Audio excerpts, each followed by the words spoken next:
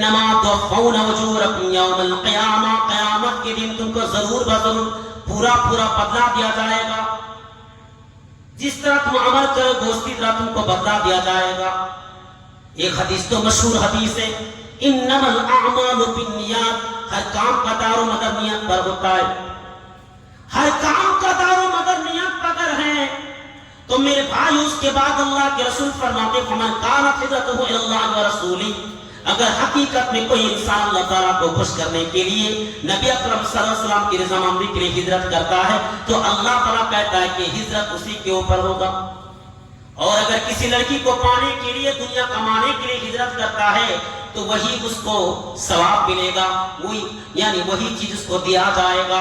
آج اگر فیس بک پر نام کمانے کے لیے، کامنٹ پانے کے لیے یا پھر لائک پانے کے لیے اگر کسی بھی نیکی کے کام کو تو فیس بک پر ڈالتا ہے تو ضرور تم کو اسی کا حساب دیا جائے گا، اسی کی طرح ثواب دیا جائے گا.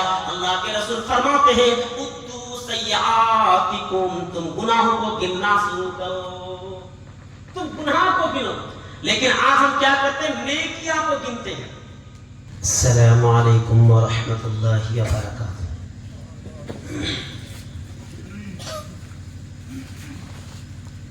الحمد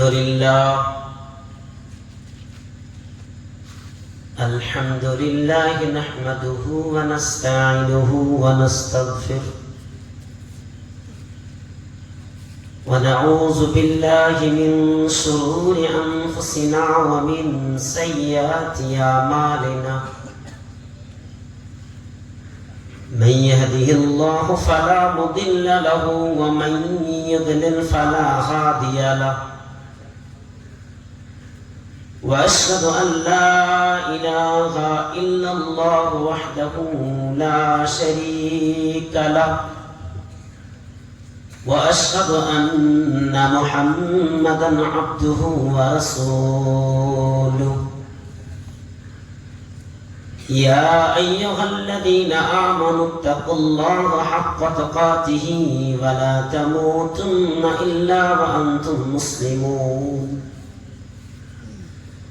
يا أيها الناس اتقوا ربكم الذي خلقكم من نفس واحدة وخلق منها زوجها وبث منهما رجالا كثيرا ونساء، واتقوا الله الذي تساءلون به والأرحام إن الله كان عليكم رقيبا.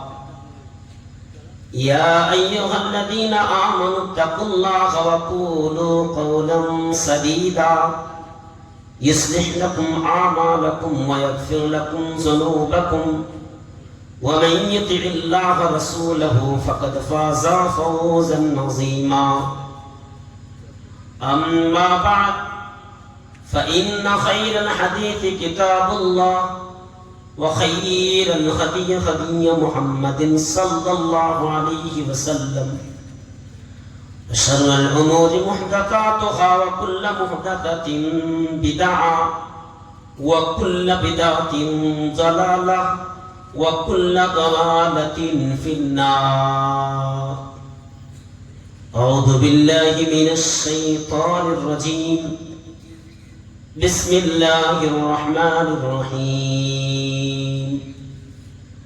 حتى إذا جاء أحدهم الموت قال رب ارجعوني لعلي أعمل صالحا فيما تركت كلا إنها كلمة هو قائلها ومن ورائهم برزخ إلى يوم يبعثون. فإذا نفخ في الصور فلا أنساب بينهم يومئذ ولا يتساءلون. وقال النبي الكريم صلى الله عليه وسلم إنكم محشر الناس يوم القيامة حفاة عراة غرلا. قالت عائشة يا رسول الله صلى الله عليه وسلم الرجال والنساء جميعا ينظر بعضهم إلى بعض. قال عائشة الأمر أشد من أن ينظر بعضهم إلى بعض.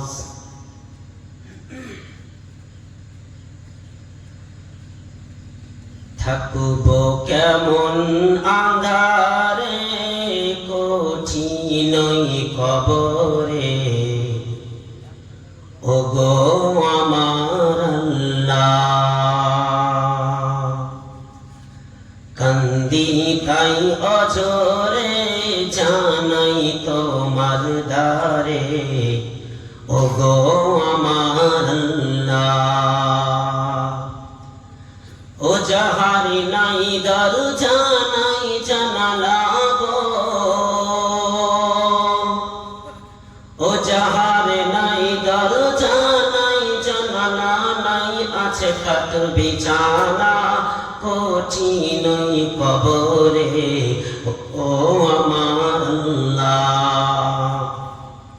থাকবো কেমন আঁধারে কঠিনই কবরে ওগো আমার আল্লাহ যেদিকে তাকাই আপন কেহ নাই আপন শুধু আমার মাটি আর মাটি ওপরে পাহাড়ে মাটি মোর দুই ধারে যাহাতে শুয়ে আছি সেও মোর মাটি ও যেথা নাই সাথী নাই বাকি গো ও যেথা নাই সাথী নাই বাকি মিলো না খোঁজ আজ মোরে কঠিনই কবরে ও গো আমার আল্লাহ কি ভুলের সাজা নমাজে কাজা পিছে ধরে মোর দুই ঝাড়ের পাজরা পারিনি বলিতে সওয়ালের জবাবেতে লোহার দন্দ মেরে দেহ করে ঝাঁঝরা ও আমার পায়ে বেড়ি হাতে শিকল গো ও আমার পায়ে বেড়ি হাতে শিকল চারিদিকে টেনে ধরে কঠিনই কবরে ওগো আমার আল্লাহ থাকবো কেমন আঁধারে কঠিনই কবরে ওগো আমার আল্লাহ খেটেছি যাদের তরে তারা আজ কত দূরে নাই না খোঁজ ওরে কঠিনই কবরে গেল সব ভুলে বিবি মেয়ে ছেলে মা বাবা ভাই বোন সবাই গেছে সরে ও আমি যাদের তরে বাঁধলাম ঘর গো ও আমি যাদের তরে বাঁধলাম ঘর পর হলো আজ ওরে কঠিনই কবরে ও গো আমার আল্লাহ থাকবো কেমন আঁধারে কঠিনই কবরে ও গো আমার আল্লাহ কি বিষের জালা ও আল্লাহ তাআলা ছবল মারে যে সাপ আমি বারে বার সে সাপের কামড়ে কত যাই গভীরে টেনে তুলে সে সাপ ছাপছ বলে তাহার দোজখের আগুন ভেসে আসে গো দোজখের আগুন ভেসে আসে কত সাপ পিছে আসে তেড়ে কঠিনই কবরে ও গো আমার আল্লাহ থাকবো কেমন আঁধারে কঠিনই কবরে ও গো আমার আল্লাহ কান্দি তাই অজরে জানাই তোমার দ্বারে ও গো আমার আল্লাহ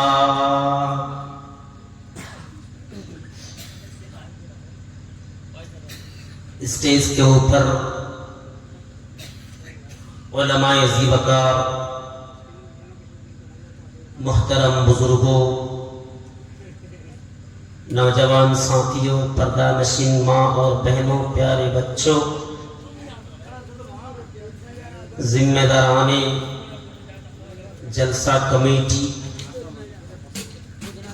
और इस गांव के रहने वाले तमाम छोटे बड़े अफराद میں سب کے لیے دل کی گہرائیوں سے استقبال کرتا ہوں، سوگتم کرتا ہوں۔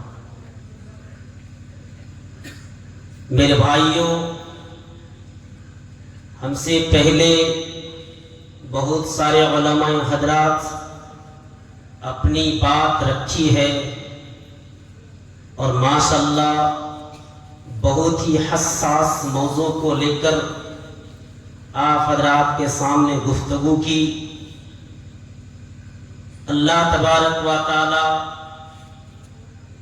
عصر سے یا مغرب سے لے کر اب تک کی جتنی باتیں ہوئی ہے، ان سارے باتوں پر ہم سب کو عمل کرنے کی توفیق عطا فرمائے، آمین۔ میرے بھائیوں، پروگرام اس وقت تک کامیاب اور سکسیس نہیں ہو سکتا جب تک کہ جن باتوں کو بتائی گئی ہے ان سارے باتوں پر عمل نہ کیا جائے۔ ایک آدمی ہم کو کہتا ہے، مولانا صاحب آج کا پروگرام بہت ہی کامیاب رہا۔ ایک جگہ پروگرام میں گیا تھا تو کہا کہ آج کا پروگرام بہت ہی سفل اور کامیاب رہا۔ ہم نے کہا کیسے؟ کہا کہ آج کے پروگرام میں سب سے زیادہ لوگوں کی بھیڑ دیکھی گئی۔ آج کے پروگرام میں لوگوں کی تعداد اتنی تھی کہ شمار بھی نہیں کر سکتے تھے۔ تو ہم نے کہا کہ لوگوں کی تعداد ہی پروگرام کی کامیابی ہے؟ جی نہیں، لوگوں کی تعداد یا لوگوں کی کثرت پروگرام کا کامیاب نہیں ہے، سکسیس نہیں ہے۔ اس پروگرام کے اندر، اس جلسے کے اندر آپ لوگ جتنے لوگ یہاں پہ بیٹھے ہوئے ہیں، اگر ساری باتوں پر عمل نہ کیا جائے، علماء حضرات خطیب لوگوں نے بہت بہترین بات رکھی ہے، کتنی محنت شفقت کرنے کے بعد یہ پروگرام جن لوگوں نے، یعنی جلسہ کمیٹی جو ہے، ان سارے لوگوں نے بہت بہترین سے محنت کی ہوگی شاید۔ اور یہ پروگرام ایک دن میں کامیاب نہیں ہوتا۔ یہ پروگرام کو یہاں تک پہنچانے کے لیے اپنی کوششیں، اپنی محنتیں اتنی کی ہوگی کہ ان لوگوں سے پوچھئے جو لوگ اس پروگرام کو یہاں تک پہنچا رہے ہیں، تو کیا فائدہ؟ یہ 5 گھنٹہ کے لیے، 6 گھنٹہ کے لیے، 7 گھنٹہ کے لیے 2-3 روز سے یا 1 مہینہ سے ہم لوگ محنت کر رہے ہیں، کوشش کر رہے ہیں، جد و جہاد کر رہے ہیں۔ اگر اس کا رزلٹ نہ ہو، اگر اس کا نتیجہ صحیح نہ نکلے تو پروگرام کرنے سے کوئی فائدہ نہیں۔ پروگرام اس وقت تک کامیاب ہو سکتا ہے جبکہ اس پروگرام میں سدھار آ جائے، گاؤں کے اندر بدلاؤ آ جائے، سماج کے اندر بدلاؤ آ جائے، لوگوں کے اندر بدلاؤ آ جائے، اس وقت یہ پروگرام کامیاب ہوگا۔ لوگوں کی تعداد، ان کی کثرت پروگرام کا کامیاب نہیں۔ میں آپ لوگوں سے کہتا ہوں، قرآن اور حدیث کی باتیں جتنی بات بتائی گئی، اگر ان سارے باتوں پر ہم عمل نہ کریں گے تو پروگرام کامیاب نہیں رہا۔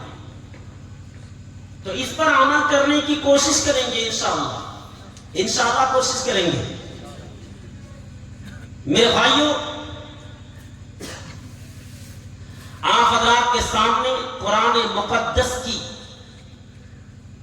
سورہ مؤمنون آیت نمبر 99 آپ حضرات کے سامنے پڑھی ہے، اور میں چاہتا ہوں ان آیات کو مد نظر رکھتے ہوئے آپ حضرات کے سامنے کچھ باتیں ڈسکشن کریں گے، گفتگو کریں گے۔ اللہ تعالیٰ سے دعا ہے کہ اللہ تعالیٰ ہم سب کو سننے اور اس پر عمل کرنے کی توفیق عطا فرمائے۔ چلیے، ہر چیز کا مقصد ہوتا ہے۔ اس کائنات کے اندر جتنی بھی چیزیں، ساری چیزوں کا کوئی نہ کوئی مقصد ہوتا ہے۔ بے غیر مقصد سے کوئی بھی چیز نہیں بنایا گیا.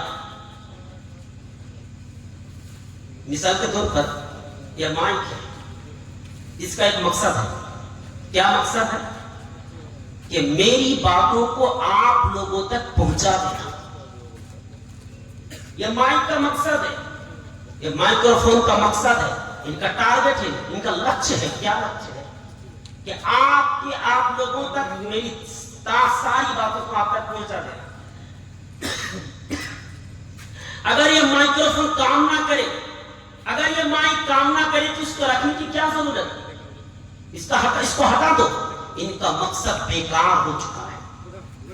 پتہ یہ چلا اس کائنات کے اندر جتنے بھی چیزیں ہیں ساری چیزوں کا کوئی نہ کوئی مقصد ضرور ہوگا. یہ پروگرام جو رکھا گیا ہے اس کا بھی ایک مقصد ہے. کیا مقصد ہے؟ یہ پروگرام رکھا گیا ہے مسجد کی طرف سے. ان کا مقصد ہے تاکہ مسجد کا کچھ چاندہ نکل جائے، کچھ روپیہ نکل جائے. اسی لیے یہ پروگرام کو رکھا گیا. آپ کو، ہم کو، تمام لوگوں کو اللہ تعالیٰ اس کائنات کے اندر بھیجا ہے. کیوں بھیجا ہے؟ ضرور کوئی مقصد ہوگا. مقصد ہے، ضرور کوئی مقصد ہے. یہ موبائل ہے، اس کا بھی مقصد ہے. گھڑی ہے، اس کا بھی مقصد ہے. پتہ ہی چلا کہ ساری چیزوں کا مقصد ہے. اپنی اپنی مقصد کو ساری چیزیں پورا کرنا ہے. لیکن ہم انسانوں کا مقصد کیا ہے؟ مقصد اللہ تبارک و تعالیٰ قرآن کریم کے اندر بتاتا ہے کہ ہم نے کیوں دنیا کے اندر لوگوں کو بھیجا. کیا مقصد ہے لوگوں کو اس کائنات کے اندر بھیجنے کا؟ کیا مقصد ہے؟ اگر اللہ تبارک و تعالیٰ چاہتے تو جنت میں ہم تمام لوگوں کو رکھ دیتے. حضرت آدم علیہ السلام کو باہر نکالنے کی کیا ضرورت تھی؟ حضرت حوا علیہ السلام کو جنات سے نکال دینے کی کیا ضرورت تھی؟ اللہ تعالیٰ نے اسی لیے اس کائنات کے اندر بھیجا ہے لِيَبْلُوَكُمْ أَيُّكُمْ أَحْسَنُ عَمَلًا. ہم کو اللہ تعالیٰ اس کائنات کے اندر بھیجا ہے تاکہ کون زیادہ ہم اچھا عمل کر سکے. میرے بھائیوں، اللہ تعالیٰ تو قرآن کا اللہ تعالیٰ یہ مقصد بتا رہا ہے کہ لوگوں کو پیدا کرنے کا مقصد کیا ہے. وَمَا خَلَقْتُ الْجِنَّ وَالْإِنسَ إِلَّا لِيَعْبُدُونَ. اے لوگوں، ہم نے انسان اور جن کو پیدا کیا اسی لیے تاکہ ہماری عبادت کرے، ہماری گفتگو کرے، ہماری عبادت کرے. اللہ تعالیٰ اس کائنات کے اندر ہم کو بھیجا، تمام لوگوں کو بھیجا، انسانوں کو بھیجا، جنتوں کو بھیجا. اسی لیے بھیجا تاکہ اللہ تعالیٰ کی عبادت کرے. تو اللہ تعالیٰ بھیجنے کا، انسان کو بھیجنے کا مقصد ہے کہ اللہ تعالیٰ کی عبادت کی جائے. اگر انسان دنیا میں آ کر اللہ تبارک و تعالیٰ کی عبادت نہ کرے تو اللہ تبارک و تعالیٰ کی باتوں پر انکار کرنے کا مطلب یہ ہے کہ اپنے آپ کو جہنم کی طرف دھکیل دینا. میرے بھائیوں، تصور کیجئے، غور کیجئے، یہ اللہ تعالیٰ اس کائنات کے اندر اسی لیے ہم کو بھیجا ہے تاکہ کون زیادہ اچھا عمل کر سکے، عمل کے اعتبار سے کون زیادہ اچھا عمل کر سکے. اسی لیے تو اللہ تعالیٰ اس کائنات کے اندر بھیجا ہے. شیطان نے تو وعدہ کیا تھا، شیطان نے اللہ تعالیٰ سے کیا تھا. جب اللہ تعالیٰ نے شیطان سے کہا تھا مَا مَنَعَكَ أَلَّا تَسْجُدَ إِذْ أَمَرْتُكَ، کون سی چیز ایسی آئی تھی، کون سی چیز تم کو سجدہ کرنے سے روکا جب ہم نے کہا کہ حضرت آدم علیہ السلام کے سامنے اپنا سر جھکاؤ؟ شیطان نے کہا تھا اے اللہ، قال انا خیر خلقت من نار وخلقته من طین. اے اللہ، تو نے مجھے آگ سے پیدا کیا، اس کو تو نے مٹی سے پیدا کیا، اور یہ کبھی بھی نہیں ہو سکتا ہے کہ آگ مٹی کے سامنے اپنا سر جھکائے. وہ اپنے لاجک استعمال کرتا، اپنا دماغ استعمال کرتا، اپنی رائے پیش کرتا ہے. اللہ تعالیٰ کے سامنے زبان کو لڑاتا ہے، اللہ تعالیٰ کے سامنے تکرار کرتا ہے. اللہ تعالیٰ سے کہتا ہے کہ اے اللہ، تو نے ہم کو آگ سے پیدا کیا، اس کو تو نے مٹی سے پیدا کیا، اسی لیے ہم آدم علیہ السلام کے سامنے اپنا سر نہیں جھکائیں گے. اللہ تعالیٰ نے فرمایا قال فاهبط منها فما يكون لك ان تتكبر فيها فاخرج انك من الصاغرين. اللہ تعالیٰ نے ابلیس سے کہا تھا قال فاهبط منها تم یہاں سے نکل جاؤ، تم یہاں سے نکل جاؤ، لك ان تتكبر فيها، یہاں پہ انکار کرنے کا کوئی ادھیکار نہیں ہے. یہاں پہ اللہ تبارک و تعالیٰ کی بات کو ٹھکرا کر رہنے کا کوئی ادھیکار نہیں دیا جائے گا.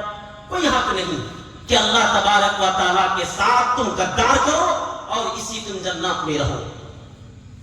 شیطان نے اللہ تعالیٰ سے کیا، اللہ تعالیٰ سے کہا تھا اے اللہ قال فبما اغويتني لاقعدن لهم صراطك المستقيم. اے اللہ تو نے جس طرح اپنی رحمت سے مجھے بے دخل کر دیا ہے، جنت سے نکال دیا ہے، تیری رحمت سے نکال دیا ہے، اے اللہ میں تیرے بندے کو گمراہ کر دوں گا. اس کے بعد شیطان نے کہا تھا اے اللہ قال انظرنی الی یوم یبعثون، اے اللہ تو ہم کو جنت سے تو نکال دیتا ہے، اے اللہ ہم کیوں، اے اللہ تو نے تو مجھے جنت سے نکال دیا، لیکن ایک چیز میں تم سے مانگ رہا ہوں، اور کون سی چیز ہے؟ کہ میں قیامت تک میں زندہ رہوں، قیامت کے دن تک میں زندہ رہوں، یہ تم سے مانگ رہا ہوں. اللہ تعالیٰ سے کہتا ہے. شیطان نے غلطی کی. اگر شیطان چاہتے نہیں میں نے بہت بڑی غلطی کی ہے، میں نے اللہ تعالیٰ کی بات کو ٹھکرا دیا. اگر شیطان کہتے کہ اے اللہ تو ہمیں معاف کر دے، کیا اللہ تعالیٰ معاف نہیں کرتے؟ کیا اللہ تعالیٰ شیطان کو بخشاتے نہیں؟ فرعون سب سے بڑا ظالم جبار تھا، حضرت موسیٰ علیہ السلام کو بہت ستایا تھا.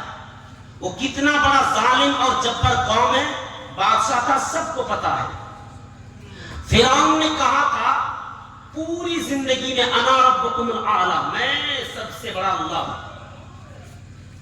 تو اللہ تعالیٰ اگر چاہتے تو پہلی مرتبہ جو انہوں نے کہا تھا کہ میں انا ربکم الاعلی، میں اللہ ہوں، تو اللہ تعالیٰ اس کی زبان کو اسی وقت اس کی سانس کو نکال دیتے، اللہ اس کو ختم کر دیتے پہلی مرتبہ. لیکن اللہ تعالیٰ پھر بھی اتنے دن تک زندہ کیوں رکھا جانتے ہیں؟ اللہ یہ چاہتا ہے، وہ بھی تو بندہ ہے، گناہ کر سکتا ہے، وہ نادانی میں گناہ کر سکتا ہے.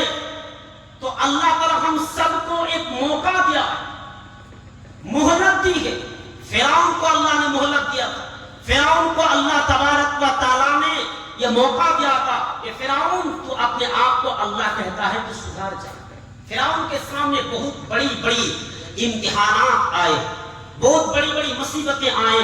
فرعون کے سامنے اتنی بڑی بڑی، اتنا بڑا بڑا عذاب آیا کہ بتانے کی ضرورت نہیں. فرعون اگر چاہتے تو سدھار سکتے تھے، لیکن اللہ تعالیٰ نے کہا نہیں. یہ فرعون اپنے آپ کو جہنم کی طرف لے جا رہا ہے. تو شیطان اللہ تعالیٰ سے کہتا ہے اے اللہ قال انظرنی الی یوم یبعثون، تو نے اپنے جنت سے نکال دیا ہے، ٹھیک ہے، لیکن مجھے 2-3 باتیں دے. ایک بات میں تم سے مانگتا ہوں، میں قیامت کے دن تک زندہ رہ سکوں، یہ تو ہمیں مہلت دے دے.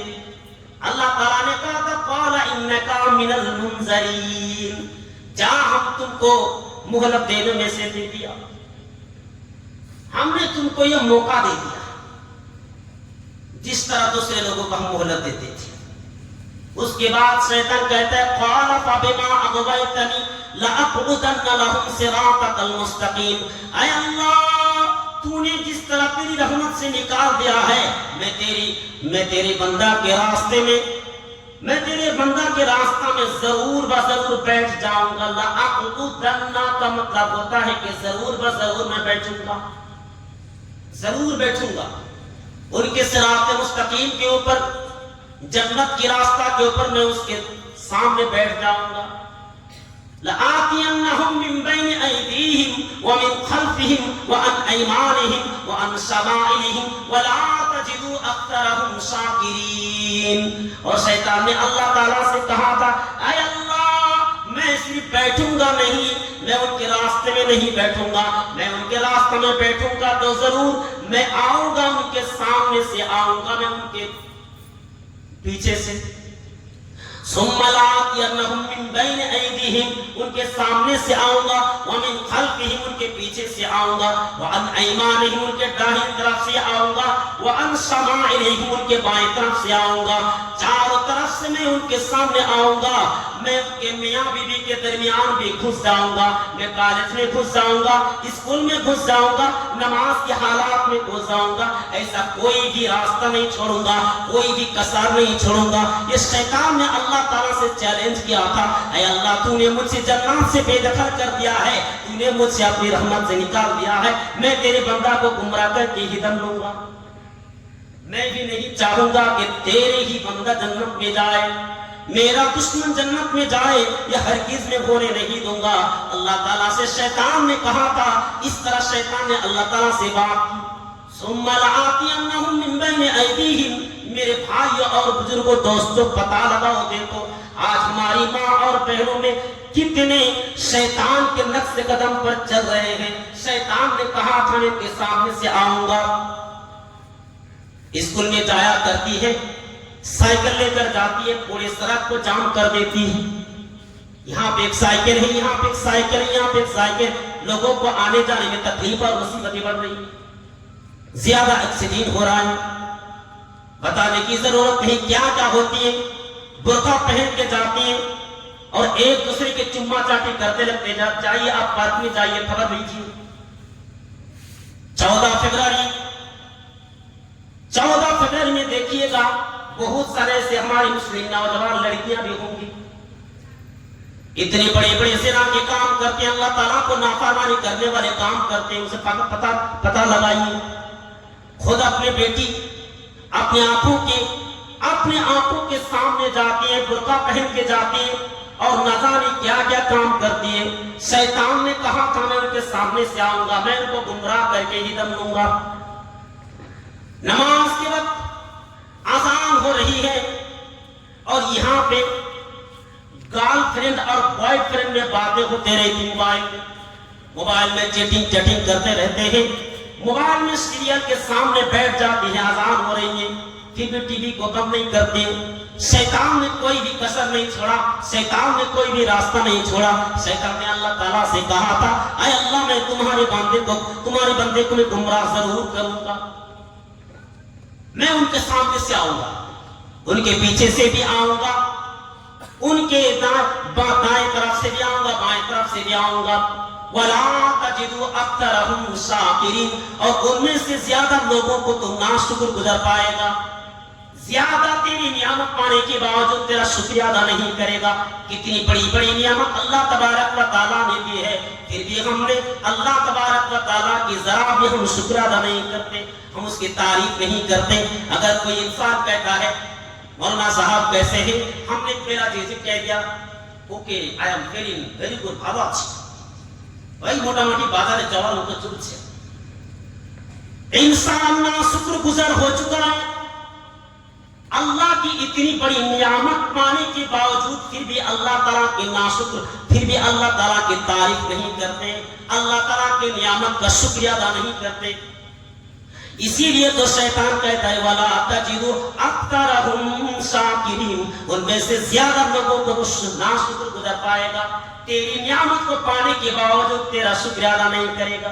आज इंसान को देख लो, माशाअल्लाह कितनी बेहतरीन बिल्डिंग बनाई आपने, माशाअल्लाह आपका घर तो बहुत ही उम्दा है, मैं अपनी मेहनत से अपनी लगन से घर को बनाया।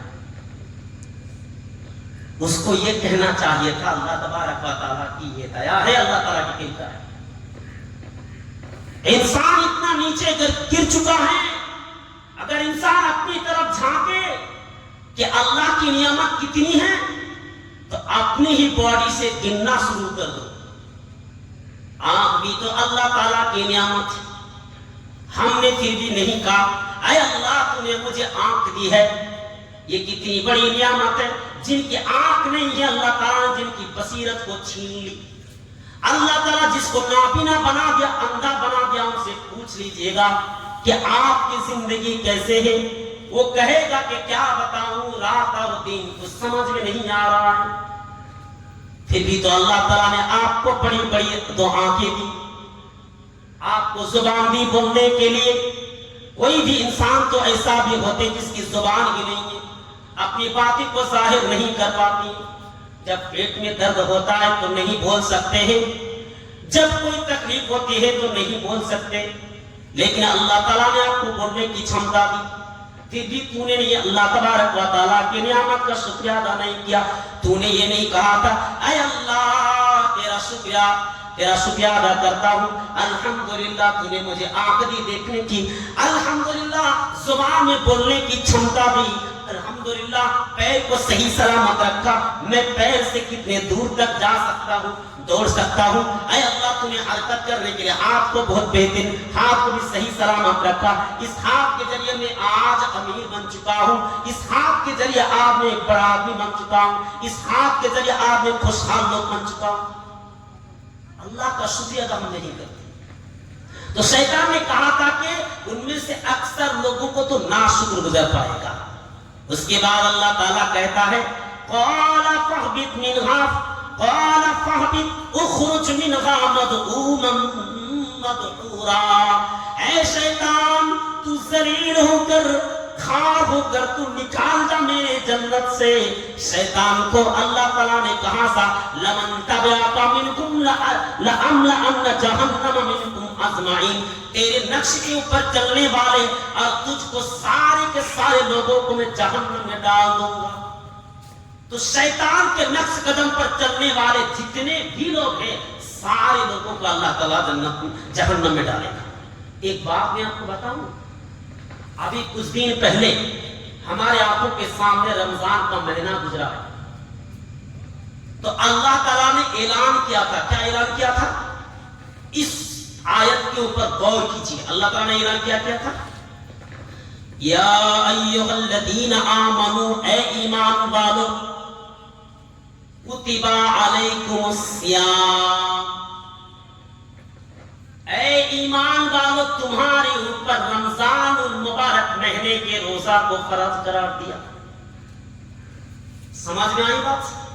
یا ایھا الذین، یہ مخاطب کس کی طرف ہے؟ ایمان والوں کی طرف۔ ایمان والوں کو اللہ کہتا ہے کہ ہم نے ایمان والے کے اوپر رمضان مبارک کے مہینہ کو فرض کیا، اور ہم لوگ کیا سمجھے؟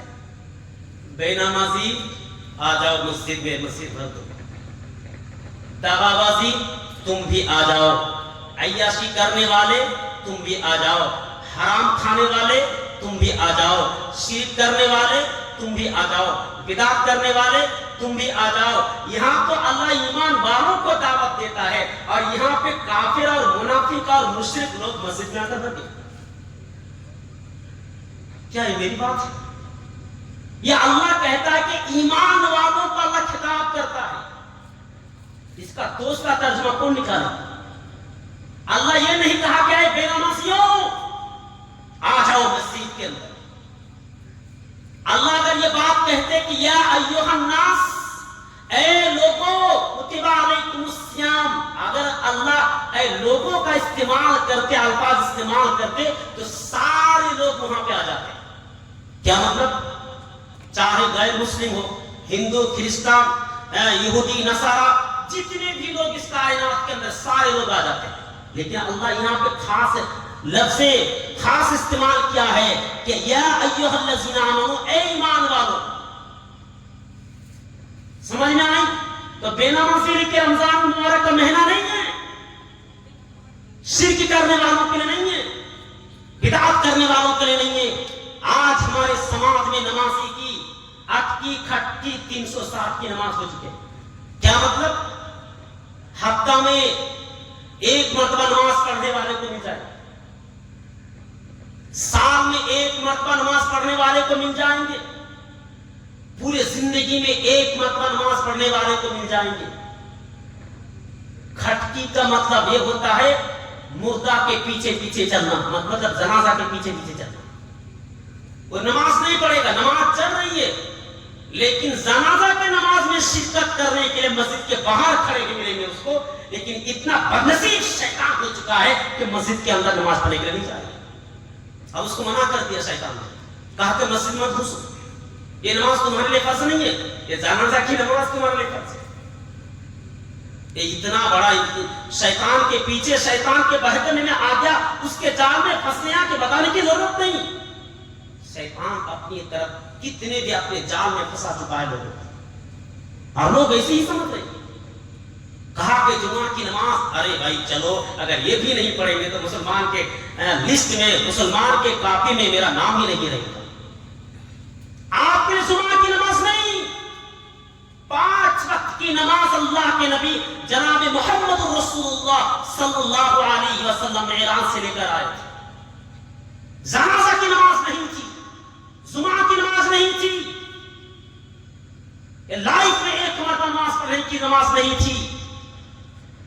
نماز لے کر آئے تھے 5 وقت کی نماز.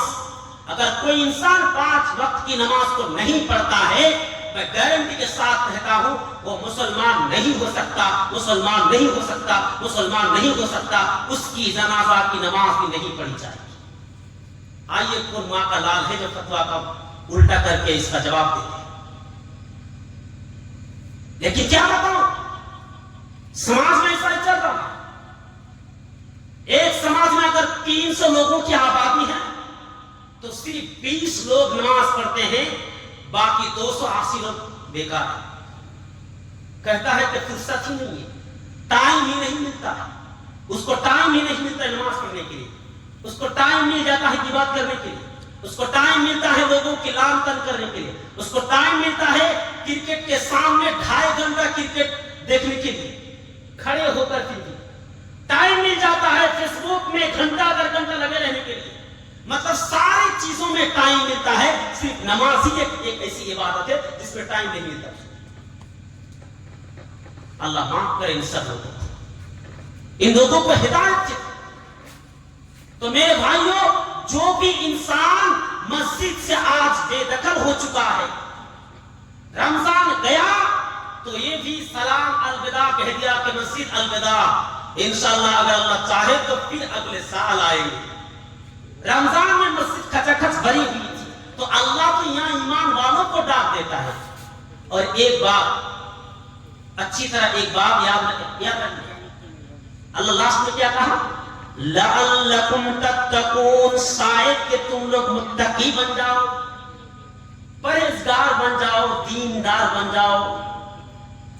رمضان مبارک مہینے کے روزہ رکھنے کے بعد اللہ تعالیٰ نے یہ کہا ہے کہ اللہ شاید کہ تم لوگ متقی بن جاؤ، پرہیزگار بن جاؤ. یہاں تو الٹا ہو رہا ہے. رمضان کے مہینے روزہ رکھنے کے بعد ہم متقی کے بدلے میں حرام ہو چکے ہیں، بے ایمان ہو چکے ہیں، حرام خور ہو چکے، بے نمازی ہو چکے. اچھا ایک بات، کیا بے نمازی مسلمان ہو سکتا ہے؟ بے نمازی مسلمان ہو چکا ہے سکتا ہے؟ جی نہیں. کیونکہ اگر وہ بے نمازی ہے تو مسلم پہ کہاں؟ نامی تو بے نمازی ہے تو مسلم پہ کہاں؟ صحابہ کرام کو معلوم ہی نہیں تھی کہ بے نمازی مسلم ہو سکتے ہیں. بے نمازی مسلم نہیں ہے، سماج سے اس کو باہر کر دیا جائے. اور ایک بات فیس بک کے اوپر اتنا زیادہ وائرل ہو چکا ہے، ایک ویڈیو، مطلب اس چیز کو لے کر، اس مدعا کو لے کر علماء کرام کے اندر بہت بڑا اختلاف ہو چکا ہے. اور یہ کیسا لگتا ہے کہ بہت بڑا مسئلہ ہے، اگر دیکھا جائے اتنا بڑا مسئلہ نہیں ہے. فطرہ کو لے کر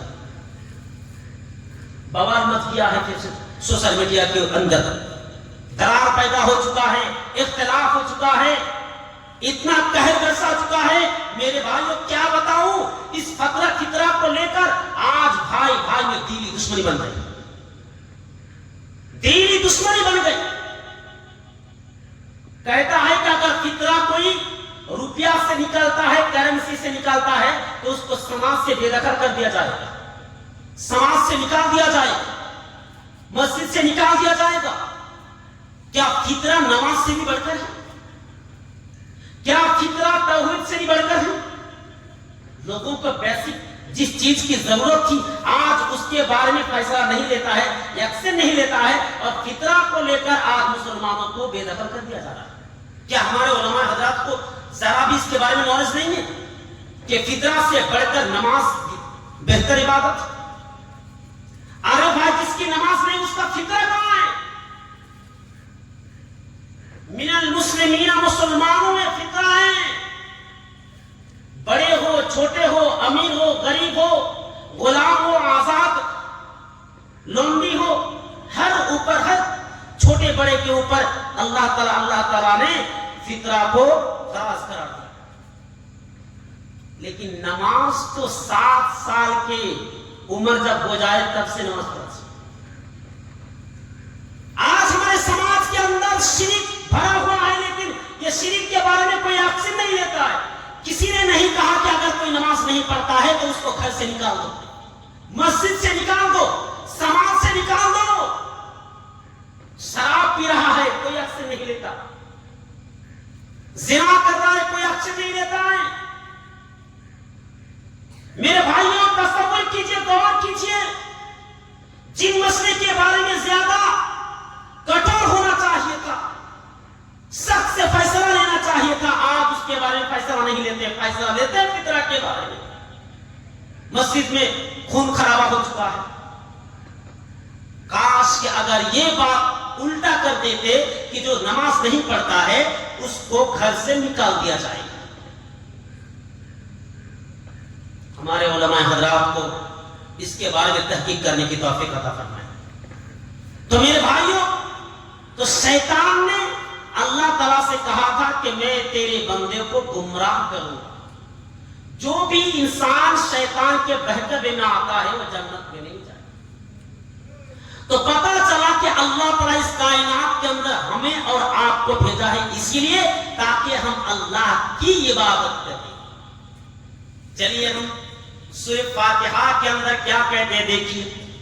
الحمدللہ رب العالمین, تمام قسم کی تعریفت اللہ تبارک و تعالیٰ کے لیے جو سارے جہان کا پالنہار ہے. الرحمن الرحیم, جو بڑا مہربان اور نہایت رحم کرنے والا ہے. رب کا مطلب کیا ہے؟ پالنہار ہے. رب کا مطلب صرف پالنہار نہیں ہے میرے بھائیوں, تصور کیجئے, غور کیجئے. رب کا مطلب یہ ہوتا ہے کہ ماں کے پیٹ کے اندر جو بچہ پل رہا ہے اس کو اس کے اندر غذا پہنچانے والا, خوراک پہنچانے والا. سمندر کے اندر بڑے بڑے جو مچھلیاں ہوتی ہیں اس مچھلی کا کھانے کا انتظام کر دینے والا, دنیا کی ساری چیزوں کو خبر رکھنے والا. انسان چاہے وہ دعا کرے یا نہ کرے, مانگے یا نہ مانگے, تمام ضرورتیں پورا کرنے والا, اس کا نام رب ہوتا ہے. رب کا یہ ہوتا ہے, مطلب ہوتا ہے کہ ساری ضرورت کو پورا کرے, اس کا نام رب ہوتا ہے. مالک یوم الدین, جو قیامت کے دن کے مالک ہیں. کیا مطلب, کیا دنیا کا مالک اللہ تعالیٰ نہیں ہے؟ اسی لیے اللہ تعالیٰ کیوں کہا کہ مالک یوم الدین؟ ضرور اس میں کوئی پوائنٹ اور گہرائی ہو, ضرور اس میں کچھ گہرائی بات ہوگی.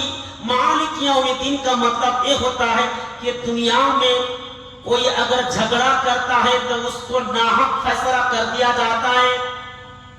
غریب آدمی کے اوپر فیصلہ نہیں جاتا ہے. امیر آدمی کے اوپر اس کے روپیہ کو دیکھ کر, اس کے حسب نسب کو دیکھ کر, اس کی دولت کو دیکھ کر فیصلہ اس کی طرف کر دیتا ہے, ناحق فیصلہ کرتا ہے.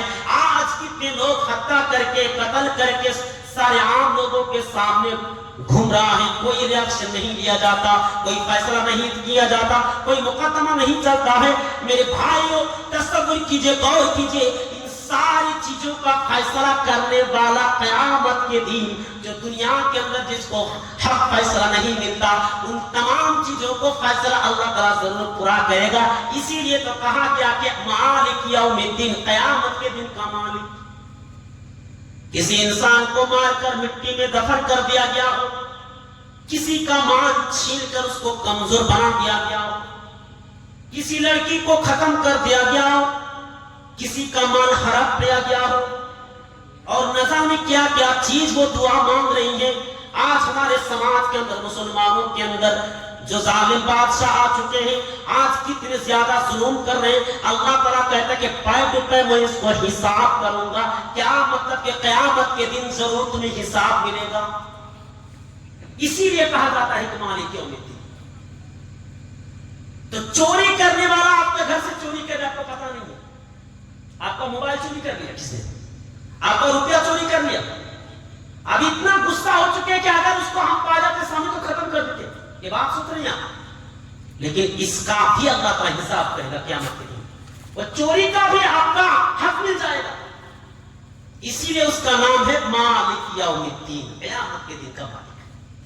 سمجھ میں آئی بات؟ دنیا میں جو چیز ہمیں نہیں مل رہی ہے, یا تو ہمارا حق ہوتا ہے. کیا حق ہوتا ہے؟ کہ آپ امتحان دینے کے بعد آپ کے نام سے نوکری آئی, اسکول میں سرکاری نوکری آئی, لیکن پیسہ والا پیسہ دے کر نوکری کو اپنی طرف رشوت دے کر لے لیتا ہے, آپ کو حق نہیں ملتا. اب اتنا ایماندار ہو چکا ہے کہ نہیں, میں ایک بھی کھوٹی روپیہ نہیں دوں گا, یہ حق نہیں مل رہا ہے, وہ بھی حق آپ کو مل جائے گا. مگر ساری چیزوں کا حق آپ کو ملے گا ضرور. تو میں نے جو آیت پڑھی تھی, اب آئے اس کی طرف ہم جاتے ہیں کہ کیا انسان کو مر جانے کے بعد دوبارہ لوٹایا جائے گا کائنات کے اندر؟ کیا دوبارہ ہم کو لوٹایا جائے گا؟ چلیے دیکھتے ہیں قرآن کیا کہتا ہے. حتی اذا جاء احدهم الموت, جب ان میں سے کسی ایک کے پاس موت کا فرشتہ آ جاتا ہے تو اللہ تعالیٰ سے کہتا ہے, اے اللہ, قال رب ارجعونی لعلی اعمل صالحا فیما ترکت. اللہ تعالیٰ سے کہے گا, اے اللہ, کائنات کے اندر, یونیورس کے اندر, برہمان کے اندر, دنیا کے اندر تو ہمیں بھیج دے, لعلی اعمل صالحا, تاکہ ہم سچے کام کر کے آئیں گے, تاکہ ہم نیک کام کر کے آئیں گے, تاکہ ہم اچھے کام کر کے آئیں گے, صالح کام کر کے آئیں گے, ہم نماز پڑھ کے آئیں گے, زکات دے کر آئیں گے, حج کر کے آئیں گے, اچھے کام کر کے آئیں گے, سچ اور بروں کا فیصلہ کر کے آئیں گے. اے اللہ, مسجد میں جو جلسہ ہو رہا تھا مسجد کے نام پر, اس مسجد میں ہم صدقہ کر کے آئیں گے. اے اللہ, ہم ساری چیزوں کے سارے اچھے چیزوں کا کام کر کے آئیں گے, تو ہمیں کائنات کے اندر بھیج دے. لیکن میرے بھائیو, اللہ تعالیٰ تو جواب دیتا ہے, کلا انہا کلمۃ هو قائلها ومن ورائہم برزخ الی یوم یبعثون. نہ بندہ, ایسا تو ہونے والا نہیں ہے, آج تمہیں کوئی موقع نہیں دیا جائے گا, افسوس کرے گا اس کی. لیکن اللہ تعالیٰ موقع دے گا تب. اللہ کوئی مہلت نہیں دے گا میرے بھائی, اللہ কোনো সুযোগ দিবেন না. আপনি যদি আল্লাহর কাছে কাকুতি মিনতি করেন না কেন, যদি আপনি আর্তনাদ করতে থাকেন না কেন, আল্লাহ তাআলা আপনাকে আর সেই সুযোগ দিবেন না. আজকেই আল্লাহ তাআলা আমাকে আপনাকে সুযোগ দিয়েছে, আজকে আপনি আল্লাহকে সন্তুষ্ট করতে পারেন, আজকে আপনি আল্লাহ তাআলার কাছে যা চাইবেন সেটা পেয়ে যাবেন. কিন্তু মরার পরে আর সেটা সুযোগ হবে না. मेरे भाइयों, तसव्वुर कीजिए, अगर मनाना है तो अल्लाह ताला को आज मानो, अल्लाह ताला से भीख मांगो. अल्लाह ने जो गलती की है उस गलती को सुधारने की कोशिश करो. अल्लाह ताला से कहो कि ऐ अल्लाह, हम जिंदगी में बहुत सारे गुनाह किए हैं, ऐ अल्लाह, अगर तूने माफ नहीं किया तो कौन माफ करेगा. आज से तौबा करता हूं, आइंदा में हम ज़िना नहीं करेंगे, आइंदा हम नमाज नहीं छोड़ेंगे, शराब नहीं पिएंगे, गिबत नहीं करेंगे, दाढ़ी को नहीं छीलेंगे. क्योंकि ये सुन्नत को जिंदा रखने की चीज है. जो इंसान दाढ़ी को छीलता है सबसे बड़ा नबी का दुश्मन है. वो सब क्या बात करते हैं? जी हाँ, सबसे बड़ा दुश्मन है नबी का. ये अल्लाह के रसूल की नूर है, ये रोशनी है, अल्लाह ताला, अल्लाह के रसूल सल्लल्लाहु अलैहि वसल्लम की पहचान है. अगर इसी को आप उड़ा देंगे, छील देंगे, तो क्या बोलेंगे आप तो शैतान का दोस्त बन चुका है, नबी का शत्रु हो चुका है. मिसाल के तौर पर एक जगह में सफर कर रहा था जलसा प्रोग्राम के सिलसिले में, तो एक आदमी से मुलाकात हुई और वो आदमी मुसलमान था. कहा कि चाचा एक तो सॉरी. हमने कहा मैं तुम्हारा कितना नंबर चाचा हूं. हमने कहा कि तुम्हारा मतलब तुम्हारी उम्र कितनी है. कहा कि 40 साल. हमने कहा तुम जानते हो मेरी उम्र 26 साल है. کہا کہ کیا؟ جی ہاں، آپ ہم کو چاچا کیوں بولا یہ بتائیے، اس کا فیصلہ کیجیے۔ کہا کہ داڑھی کو دیکھ کر میں چاچا کہا۔ مطلب داڑھی رکھنے والوں کے ساتھ مذاق کر رہا ہے آج کل۔ تو ہم نے کہا اگر ہم چاچا ہوئے تو آپ بھی ہجڑا ہے، اور روپیہ کلیکشن کرنے والے ہاتھ بجا کر، ہاتھ کی آواز بجا کر جو روپیہ کلیکشن کرتے ہیں وہ بھی ہجڑا ہے۔ کہا کہ مولانا صاحب کیسے، آپ زیادہ باتیں کر رہی؟ ہم نے کہا نہیں، ہم نے صحیح کہا۔ تو معلوم کرو یہ اللہ تعالیٰ تمہارے چہرہ کے اوپر داڑھی کیوں دیا؟ کہا کیوں؟ اگر اللہ تعالیٰ داڑھی نہیں دیتے تو تمہاری اور عورت کی پہچان کہاں رہ جاتی؟ مرد اور عورت کو پہچان کرانے کے لیے اللہ تعالیٰ نے تمہارے منہ میں داڑھی دی۔ تم مرد ہو، تم نامرد نہیں ہے، تمہیں کاپروش نہیں، تمہیں شکتیشالی تم پروش، تو پہلوان ہے، اور تو ہی اگر ہجڑا ہو جائے، نامرد ہو جائے تو کیا کہوں گا میں تمہیں؟ جس کی داڑھی ہے وہ کیا ہے؟ مرد ہے، اور جس کی داڑھی نہیں ہے یا تو لڑکی ہے یا تو ہجڑا ہے۔ تم فیصلہ کرو کیا ہے؟ تم فیصلہ کرو۔ دو ہی چیز ہمارے پاس، جس کی داڑھی نہیں ہے یا تو لڑکی ہوگی یا پھر مخنث مطلب ہجڑا ہوگی۔ اب بتاؤ، تم بتاؤ۔ خاموش ہو جائے۔ ہم نے کہا کہ میرے بھائیو ذرا غور سے سننا، مرد اور عورت کے درمیان فرق کرنے کے لیے اللہ تبارک و تعالی مرد کے منہ میں داڑھی رکھا ہے تاکہ پتا چلے یہ مرد ہے اور وہ لڑکی ہے۔ اور ایک بات میں تم کو بتاتا ہوں، ساڑی پہن کے تم بھی آ جاؤ، میں بھی ساڑی پہن کے آ جاتا ہوں، اور دونوں سارے عام لوگوں کے سامنے کھڑے ہو جائے، تم میک اپ لگا کر آؤ، بندیا سجا کر آؤ، لپسٹک لگا کر آؤ، کریم استعمال کر کے آؤ، ضرور تم کو ہجڑا کہے گا، ضرور تم کو ہجڑا کہے گا۔ اور میرے منہ میں داڑھی ہے، میں اسی چیز کو لگا کر میں آ جاؤں تو پھر بھی لوگ کہے گا کہ نہیں یہ ہجڑا نہیں ہے تو مرد ہے، کیونکہ داڑھی ہم کو پہچان کراتی ہے۔ اس داڑھی کی بہت بڑی نعمت ہے۔ اگر تمہیں داڑھی پسند نہیں ہے تو اللہ تعالیٰ سے کہہ دینا، اے اللہ ہم کو داڑھی اچھا نہیں لگتا ہے، اے اللہ تو ہم کو لڑکی بنا دے، داڑھی ہم کو اچھا نہیں لگتا ہے۔ رات کے وقت تہجد کی نماز میں تو ضرور دعا کرنا، اللہ تعالیٰ تمہاری دعا کو ضرور سنے گا۔ اللہ تعالیٰ نے تم کو داڑھی دیا ہے، اگر داڑھی دیا تو اس کی رکشا کرنے بھی تمہاری ذمہ داری ہے۔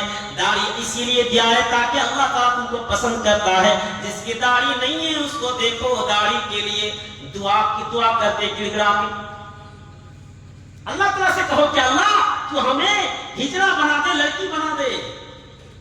اس کے بعد اس کو احساس ہو گیا مولانا صاحب صحیح کہا آپ نے، مذاق نہیں، مرد ہے تو اللہ تعالیٰ یہ نبی صلی اللہ علیہ وسلم کی پہچان ہے۔ آج سے توبہ کرو کہ آج سے ہم داڑھی کو نہیں چھیلیں گے، نائی کے پاس داڑھی رکھو میرے بھائی، ہزاروں عبادت کر لو، اگر نبی سے تمہاری محبت نہیں ہے تو تم جنت میں نہیں رہ سکتے۔ گارنٹی کے ساتھ میں کہتا ہوں، نبی سے محبت ہے تو اللہ تعالیٰ کہے گا کلا انہا کلمۃ هو قائلها ومن ورائهم برزخ الی یوم یبعثون۔ اللہ کہے گا بندہ کو ایسا ہونے والا نہیں ہے، ضرور ہم تم کو مہلت نہیں دیں گے، ٹائم نہیں دیں گے، یہ تمہاری زبانی باتیں ہیں، تم صرف بک کرتے رہتے، یہ تو صرف تمہاری زبان کی باتیں ہیں۔ اس کے بعد اللہ تعالیٰ کہتا ہے قیامت کے دن تک، پرلے کے دن تک تو اسی قبر کے اندر برزخ کی زندگی میں تم گزارو۔ اذا نفخ فی الصور فلا انصاب بینہم یومئذ ولا یتساءلون. جس دن حضرت اسرافیل علیہ السلام سور پھونکے گا دنیا پر درہم برہم ہو جائیں گے, دنیا ٹوٹ جائے گی, آسمان پھٹ جائے گا, ستارے گر جائیں گے, سورج بھی گر جائیں گے, سورج بھی بے نور ہو جائیں گے. اللہ تبارک و تعالیٰ کہتا ہے اس دن بھائی اپنے بھائی سے دیکھ کر بھاگے گا, رشتے ناطے ختم ہو جائیں گے. فلا انصاب بینہم یومئذ ولا یتساءلون. اس دن رشتہ قائم نہیں رہے گا. کون بھائی ہے, کون ماں ہے, کون بیٹی ہے, کون دادا ہے, کون دادی ہے, یہ رشتہ بالکل ختم ہو جائے گا. ایک دوسرے کو سوال بھی نہیں کریں گے. ولا یتساءلون, ایک دوسرے کو سوال بھی نہیں کریں گے, صرف یہی کہتے رہیں گے ہائے اللہ یا نفسی کارم. دو قسم کے لوگ ہو جائیں گے اس دن.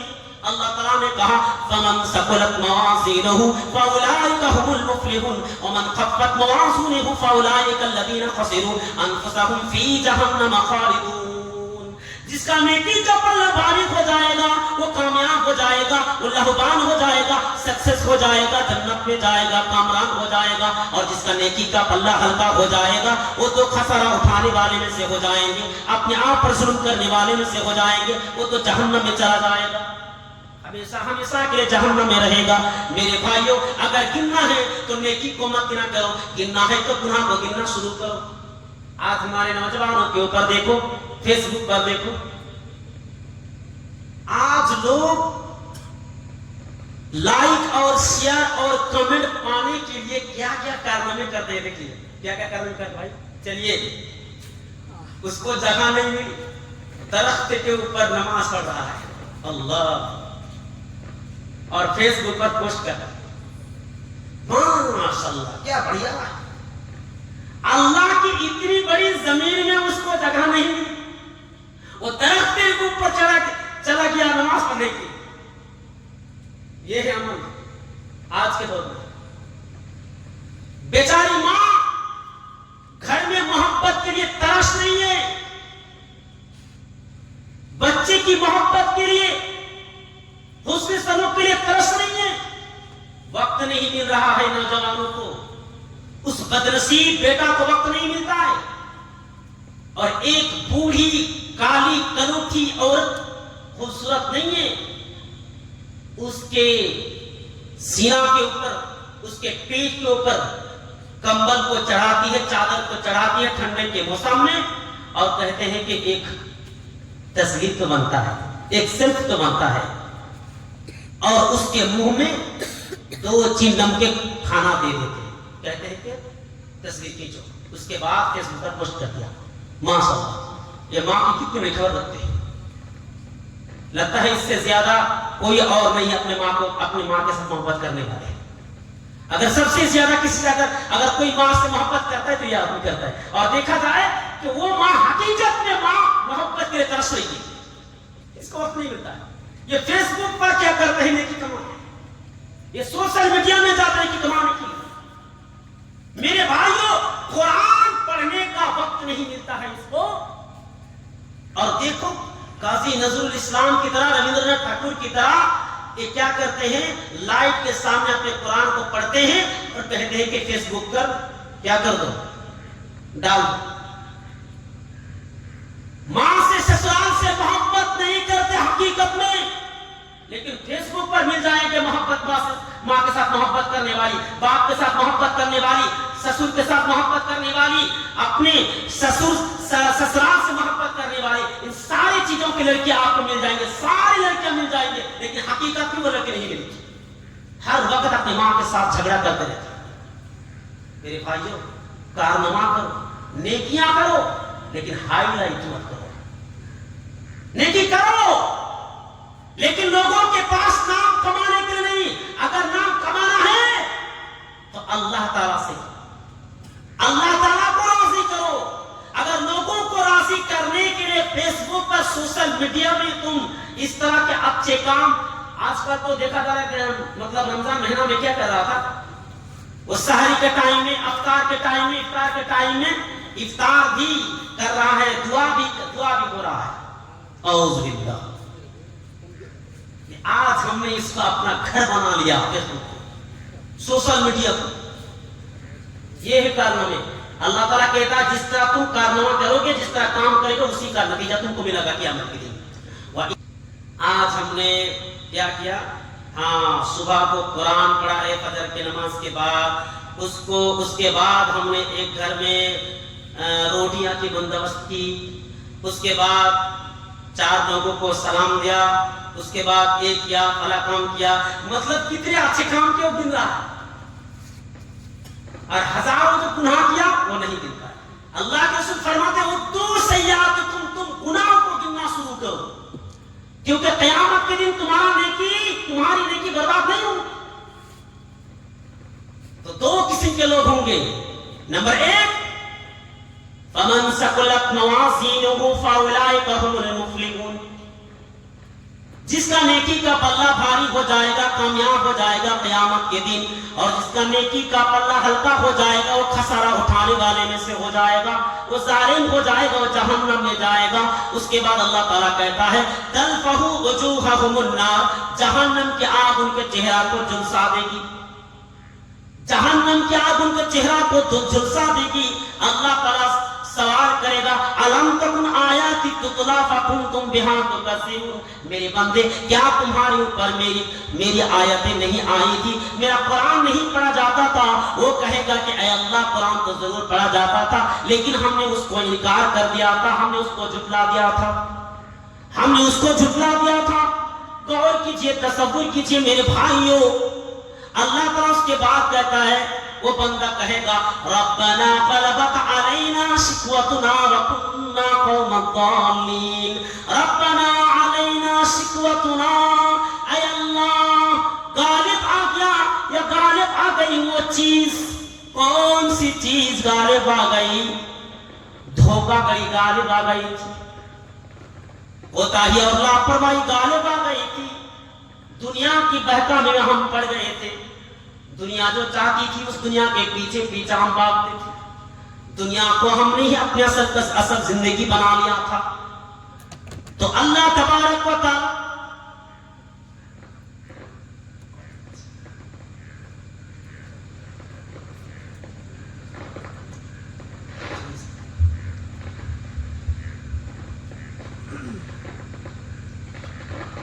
और 2-3 आयतें पढ़कर मैं अपने मौजू को खत्म करूंगा। ये क्या है? कुरान है, सबसे बड़ी अमानत है। कोई भी किताब इस किताब के साथ मुकाबला नहीं कर सकती, कोई भी किताब। मिसाल के तौर पर मैं बताता हूं आपको, अगर कहा जाए कि दुनिया के जितने भी इंसान हैं, मैं हिंदू से भी कहता हूं, यहूदी से भी कहता हूं, नसारा से भी कहता हूं, तुम अपने तौरात लेकर आ जाओ, ज़बूर लेकर आ जाओ, इंजील लेकर आ जाओ। दुनिया की जितनी भी किताब है, चाहे वो ऋग्वेद हो, अथर्ववेद हो, सामवेद हो, यजुर्वेद हो, महाभारत हो, जो भी किताब हो, सारी की सारी किताब को लेकर एक जगह जमा हो जाओ, एक जगह खुले मैदान में जमा हो जाओ। और मुसलमानों से भी कहता हूं कि तुम भी अपनी किताब को लेकर चले आओ, कुरान मजीद को, और सारी किताबों को जलाकर भस्म कर दो, सारी किताबों को जलाकर भस्म कर दो, सारी की सारी किताब को जलाकर राख कर दो। और हिंदू से कहो कि तुम अपने रामायण को सही तरीके से लिखना शुरू करो, तुम सुनाओ, अपने ऋग्वेद को सुनाओ। बड़े बड़े पंडित नहीं कर पाएंगे क्योंकि उनकी हिम्मत नहीं, उनके अंदर हिम्मत नहीं। तौरात को फिर से लिखा नहीं जाएगा, इंजील को कोई लिखने वाला आज तक नहीं होगा। कोई भी पंडित सिर्फ सही तरीके से लिख नहीं पाएंगे। बड़े बड़े जितने भी पंडित को बुलाया जाए, सारे के सारे पंडित हार मान जाएंगे, नाकाम हो जाएंगे, वो हिम्मत नहीं होगी। लेकिन मेरे भाइयों, اگر قرآن پڑھنے والے میں عالم سے نہیں کہتا ہوں، مدنی سے نہیں کہتا ہوں، حافظ سے نہیں کہتا ہوں، 8 سال کے بچے کو لے کر آؤ اور ان سے کہو کہ بھلا تم قرآن کو پڑھ کر سناؤ۔ 8 سال کے بچے پڑھے تو یہاں عمر کی بات کی نہیں ہے، 8 سال کے بچے سے کہو کہ تم مسلمان کے قرآن کو پڑھ کر سناؤ، الحمدللہ اعوذ باللہ سے شروع کرے گا اور من الجنات والناس سے ختم کرے گا، الحمدللہ۔ یہ ہے قرآن کی تاثیر۔ کیوں؟ کیونکہ اللہ تعالیٰ نے قرآن کے بارے میں کہا ہے اِنَّا نَحْنُ نَزَّلْنَا الذِّكْرَ وَإِنَّا لَهُ لَحَافِظُونَ۔ ہم نے اس قرآن کو اوترت کیا ہے، ہم نے اس قرآن کو نازل کیا آسمان کے اوپر سے، اور ہم ہی اس کی رکشا کریں گے، ہم اس کی دیکھ بھال کریں گے۔ تو اللہ تعالیٰ نے قرآن کو نازل کیا اور قرآن کی حفاظت کی ذمہ داری اللہ تعالیٰ نے لی۔ قرآن کو اللہ نے نازل کیا ہے اور اللہ ہی اس قرآن کی حفاظت کی ذمہ داری لی ہے۔ انسان کی بس کی بات نہیں، انسان کی کتاب ہی ہے ہی نہیں ہے، لیکن آج قرآن کو ہم نے ذریعہ بنا دیا۔ رمضان مہینہ میں قرآن پڑھے گا۔ آج ہمارے کچھ مسلمان کے گھر میں آیت الکرسی بھی شاید لٹکے ہوئے ہوں گے، دیکھیں گے۔ کیا یہ توقی ہمیں بچائے گا؟ یہ قرآن کے پڑھنے ہمیں بچائیں گے؟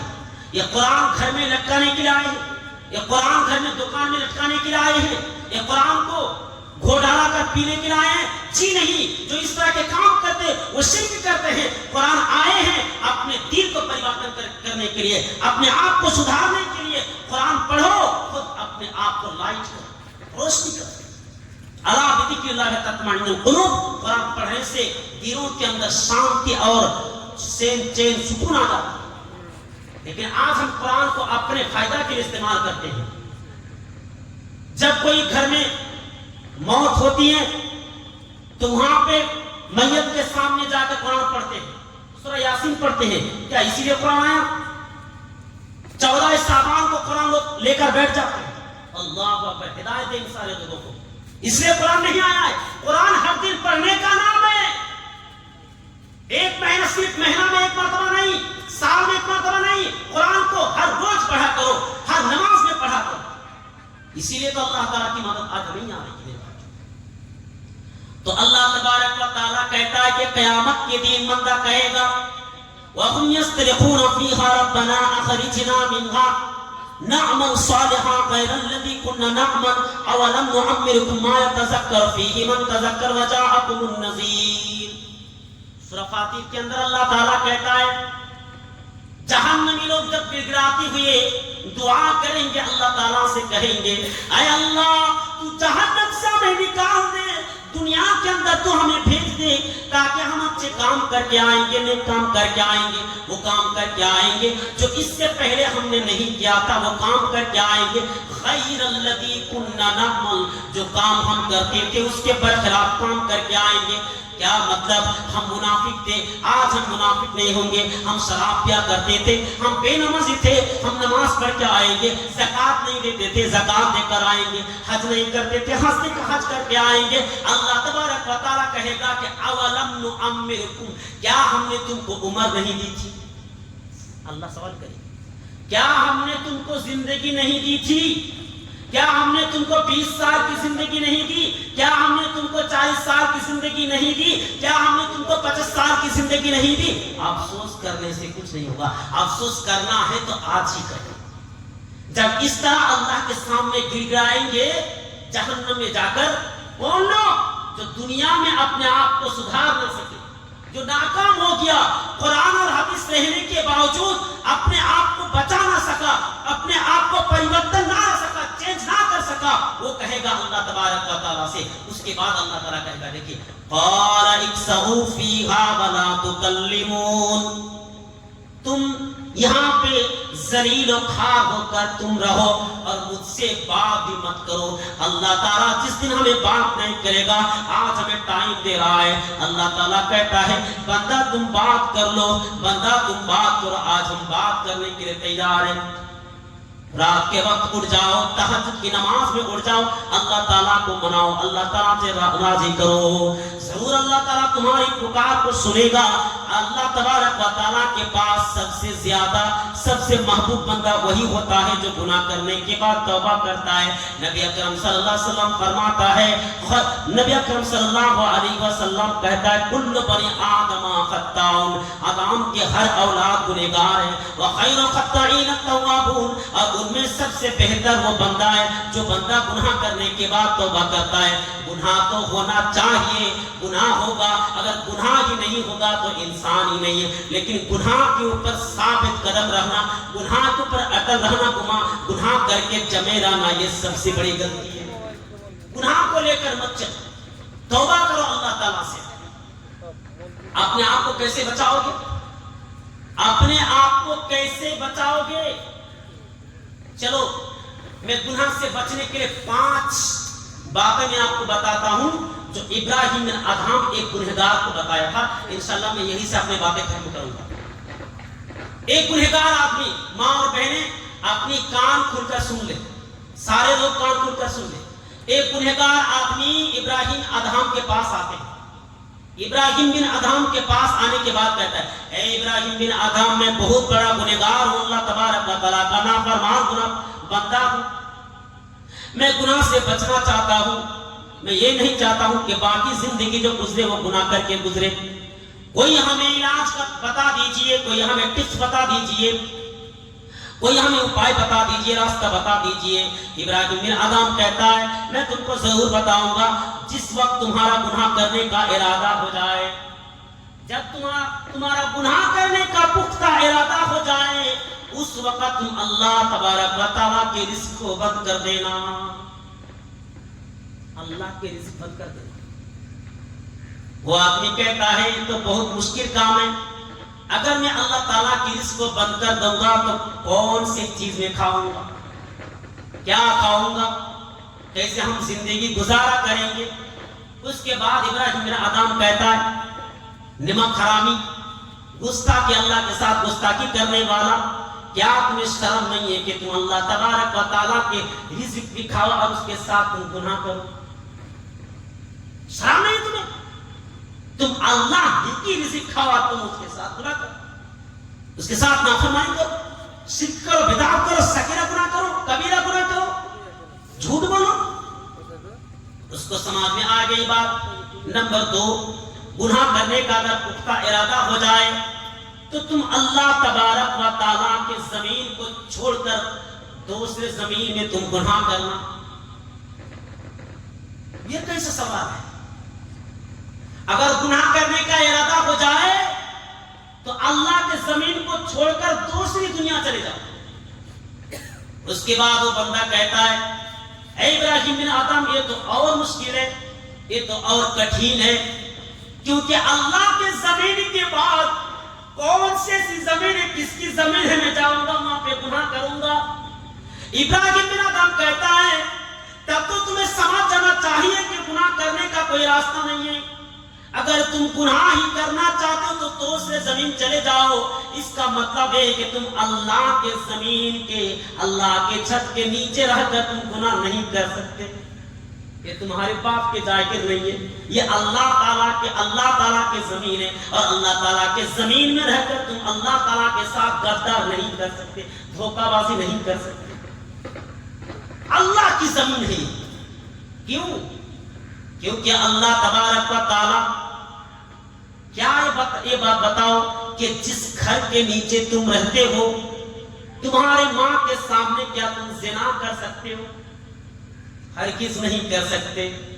تم دوسرے جگہ جا کر کر سکتے ہو، لیکن تمہاری ماں کے سامنے، تمہارے باپ کے سامنے نہیں کر سکتے۔ اس کو سمجھ میں آ گئی بات۔ نمبر 3، اگر تمہیں گناہ کرنے کا پختہ ارادہ ہو جائے تو اللہ تعالیٰ کے نظروں کے سامنے نہیں، اللہ تعالیٰ کے نظرے کے باہر تم گناہ کرو، اللہ کے درشٹی کے باہر تم گناہ کرو، اللہ کے آنکھوں کے باہر گناہ کرو، تاکہ اللہ تعالیٰ تم کو دیکھے نا۔ وہ بندہ کہتا ہے، اے ابراہیم بن ادھام، یہ تو اور مشکل کام ہے، ایسی کون سی جگہ ہے جہاں پہ اللہ تعالیٰ اپنی نظروں سے احاطہ نہیں کیا ہے، اللہ تعالیٰ نہیں دیکھتا ہے، کون سی ایسی جگہ ہے بتاؤ؟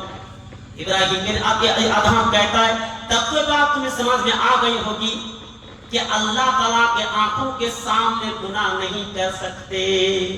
کسی کی مجال ہے کہ اللہ تعالیٰ ہم کو دیکھ رہا ہے اور ایک لڑکی کو ہم نے لا کر سارے کے کپڑے اتر کر اللہ کے آنکھوں کے سامنے ہم ریپ کریں؟ جو کام کرتے ہیں. میں تم کو کہتا ہوں تمہارے باپ کے سامنے شراب پیو جا, کرے گا؟ نہیں کرے گا. تمہارے باپ کے سامنے ہتیا کرو, کرے گا؟ نہیں کرے گا. کوئی بھی گناہ نہیں کرے گا. میرے بھائیوں پتہ یہ چلا کہ اللہ کے آنکھوں کے سامنے اگر علم ہو جائے, نالج ہو جائے, یہ گیان ہو جائے, یہ جانکاری حاصل ہو جائے کہ اللہ تعالیٰ ہم کو دیکھ رہا ہے تو گناہ نہیں کرے گا. ہم لوگ سمجھتے ہیں صرف مسجد میں اللہ تعالیٰ دیکھتا ہے. آج سے کوئی بندہ کو دیکھا ہے کہ مسجد میں بیڑی گرا ہے؟ نہیں. کسی کو دیکھا ہے کہ مسجد میں پارٹیاں منا رہے ہیں, وہاں پہ شراب پی رہا ہے, وہاں پہ لڑکی کے ساتھ بلاکار کرتے؟ نہیں. کیوں؟ ان کو احساس ہے کہ اللہ کا گھر ہے. ارے بندے, اس کو احساس ہو گیا کہ اللہ تعالیٰ صرف مسجد میں ہے. جی نہیں, یہ پوری دنیا اللہ تعالیٰ یہ عطا کر کے رکھا ہے. تو گناہ سے بچنے کا یہی ایک طریقہ ہے کہ تم یہ معلوم کر لو کہ اللہ تعالیٰ ہم کو دیکھ رہا ہے. وَإِنَّ عَلَيْكُمْ لَحَافِظِينَ كِرَامًا كَاتِبِينَ. اللہ تعالیٰ ہمارے یہ دونوں کندھوں کے اوپر دو فرشتوں کو مقرر کر دیا ہے. قیامت کاتبین فرشتہ ہمارے اوپر مقرر کر دیا ہے. تو سی سی ٹی وی کیمرہ اللہ تبارک و تعالیٰ نے لگا دیا. آپ چلے جائے کسی شاپنگ مال میں, کسی ریلوے اسٹیشن میں, بڑے بڑے آج ہر دکان میں, ہر جگہ میں سی سی ٹی وی کیمرہ بن چکا ہے. اگر آپ کو معلوم ہو جائے کہ یہاں پہ سی سی ٹی وی کیمرہ ہے تو کیا آپ گناہ کر سکیں گے؟ نہیں نہیں نہیں. کیونکہ آپ کو معلوم ہو گیا کہ اگر ہم نے گناہ کر دیا تو سی سی ٹی وی کیمرے کے ذریعے ساری حرکتیں پکڑ لے جائیں گے. بھی تو تم کو احساس ہونا چاہیے یہ سی سی ٹی وی کیمرہ تو ٹوٹ جانے کا ڈر ہے. یہ سی سی ٹی وی کیمرہ تو بیٹری ڈسچارج ہو جانے کا ڈر ہے. یہ موبائل جو سی سی ٹی وی کیمرہ کر رہے ہیں, یہ ویڈیو کر رہے ہیں, یہ ویڈیو تو کوئی گارنٹی نہیں ہے. لیکن اللہ تعالیٰ نے جو ہمارے اور آپ کے کندھے میں جو فرشتہ کو مقرر کر دیا ہے, یہ کبھی بھی ٹوٹنے والا نہیں ہے. کبھی بجلی ہی نہیں جائے گی, ہر وقت رہتے ہمارے ساتھ. اس کو احساس ہے کوئی چانس نہیں, کوئی موقع نہیں. نمبر 4, گناہ کرنے کا اگر تمہارا ارادہ ہو جائے, اگر تم گناہ کرنا چاہتے ہو تو جس وقت تمہاری موت آ جائے اس وقت تم فرشتہ سے کہنا, ملک الموت سے کہنا کہ اے ملک الموت ہمیں آدھا گھنٹہ ہمیں وقت دے دو, ہم تاکہ توبہ کر کے آئے, نماز پڑھ کے آئے. وہ بندہ کہتا ہے اے ابراہیم بن آدم, کیا ملک الموت ہمیں وقت دے گا, ایک چانس دے گا, ہمیں منٹ دے گا؟ نہیں نہیں, اللہ تعالیٰ نے تو مقرر کر دیا وَلَن يُؤَخِّرَ اللَّهُ نَفْسًا إِذَا جَاءَ أَجَلُهَا وَاللَّهُ خَبِيرٌ بِمَا تَعْمَلُونَ. یہ اللہ تعالیٰ نے تو مقرر کر دیا ہے کہ جس کے اوپر جو اللہ تعالیٰ مقرر وقت کر دیا ہے اسی ٹائم کے اوپر موت آنی ہے. نہ ایک منٹ پہلے نہ ایک منٹ بعد. جس وقت اللہ تعالیٰ نے حکم دے دیا اسی وقت موت کا فرشتہ آئے گا. اس کے بعد وہ بندہ کہتا ہے کوئی چانس نہیں ہے, کوئی مہلت نہیں ہے, کوئی موقع نہیں ہے, اللہ تعالیٰ ہمیں کوئی موقع نہیں دے گا. ابراہیم بن آدم کہتا ہے اگر اللہ تعالیٰ تمہیں موقع نہیں دے گا تو تم کیسے گناہ کر سکتے ہو؟ تو تمہیں تو شرمانے چاہیے. نمبر 5, گناہ سے اگر بچنا چاہتے ہو, تم اگر گناہ سے پاک ہونا چاہتے ہو, پاک صاف کی زندگی گزارنا چاہتے ہو تو سن لو, مرنے کے بعد تو جہنم کی جو گیٹ مین ہوتا ہے, پہرے دار ہوتا ہے, داروغہ ہوتا ہے, اس سے کہہ دینا کہ اے جہنم کے فرشتے, جس دنیا سے ہم آئے تھے اسی دنیا میں ہم کو لوٹا دو تاکہ ہم اچھے کام کر کے آ جائیں گے. اس کے بعد وہ بندہ کہتا ہے تو اور بھی مشکل کام ہے. جو انسان ایک مرتبہ چلا جاتا ہے دوبارہ اس کو لوٹایا نہیں جاتا.